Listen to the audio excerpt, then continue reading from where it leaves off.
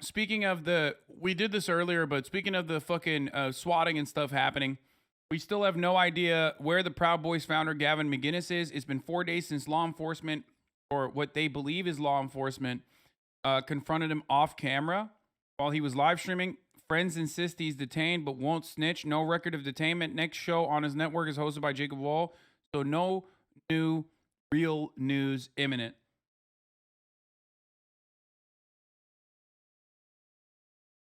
So, yeah, we don't know about what's going on.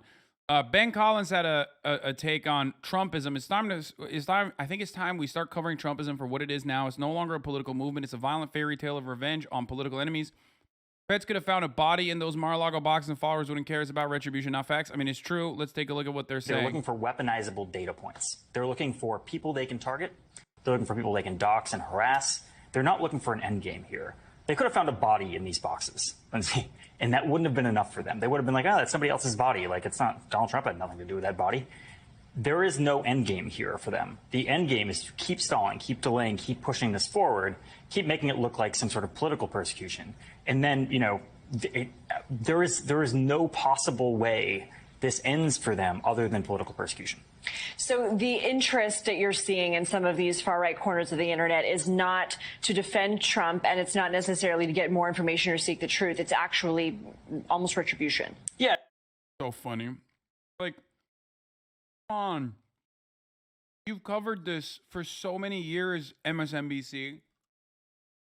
Like, how are you still shocked at this? Like, how? Wow.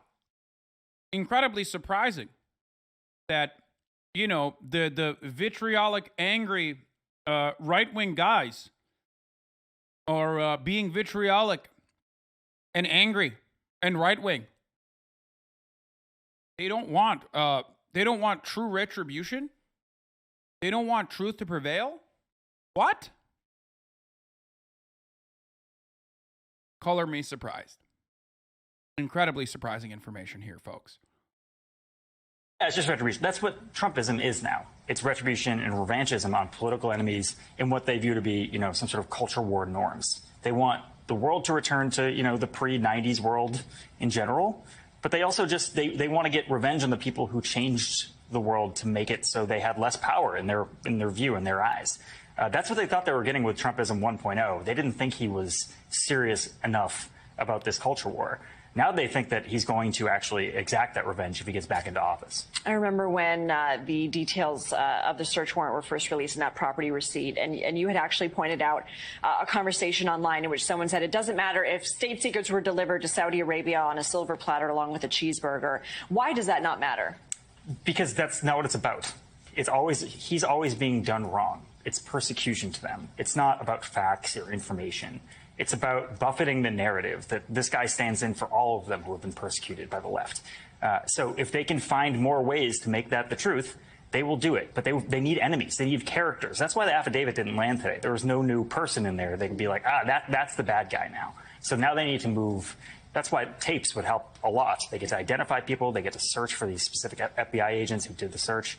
They get to search for the snitch or the narc that they thought was somewhere in that in the Trump cavalry. So that's why it didn't land today. They were looking for somebody else to blame. They were looking. Pro-Trump forums now exist to disseminate weaponizable data on new perceived villains to harass and threaten.